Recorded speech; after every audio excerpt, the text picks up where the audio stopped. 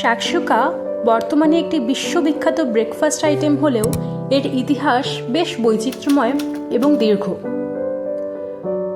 বেশিরভাগ ইতিহাসবিদদের মতে এর উৎপত্তি উত্তর আফ্রিকায়, বিশেষ করে টিউনিসিয়া বা আলজেরিয়াতে। শাকসুকা শব্দটি একটি আরবি শব্দ যার অর্থ হল সব কিছুর মিশ্রণ। আবার অনেকের মতে এটি অটোমান সাম্রাজ্যের শাকসুকা নামক একটি পদ থেকে এসেছে, যা মূলত রান্না করা সবজি এবং মাংসের মিশ্রণ ছিল।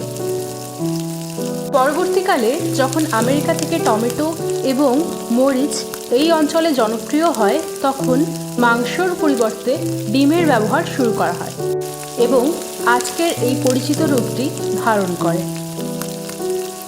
শাকসুকা বিশ্বজুড়ে পরিচিতি পাওয়ার পিছনে ইসরায়েলেরও বড় ভূমিকা রয়েছে। 1950-এর দশকে টিউনিসিয়া, মরক্কো এবং লিবিয়া থেকে আসা ইহুদি অভিবাসীরা এই খাবারটি ইসরায়েলে নিয়ে যান। এটি তৈরি করা সাশ্রয়ী এবং পুষ্টিকর হওয়ায় সেখানে এটি অতি জনপ্রিয় হয়ে ওঠে। বর্তমানে এটি কেবল টমেটো আর ডিমের মধ্যেই সীমাবদ্ধ নেই।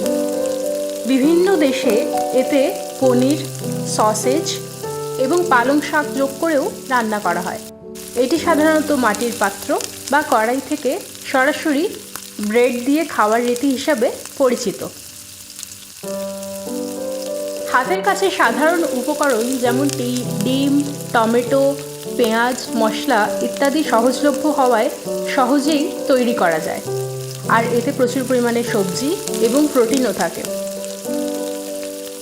এবং এটি একই পাত্রে রান্না ও পরিবেশন করতেও সুবিধা হয়, যা দেখতেও অত্যন্ত আকর্ষণীয় হয়। শাকসুকা কেবল একটি ডিমের কারিই নয়, বরং এটি স্বাদের চমৎকার ভারসাম্য।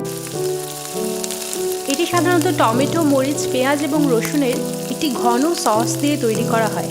এতে জিরা, প্যাপরিকা এবং কায়েন পেপারও ব্যবহার করা হয়, যা এটা একটি স্মোকি এবং হালকা ঝাল স্বাদ দেয়।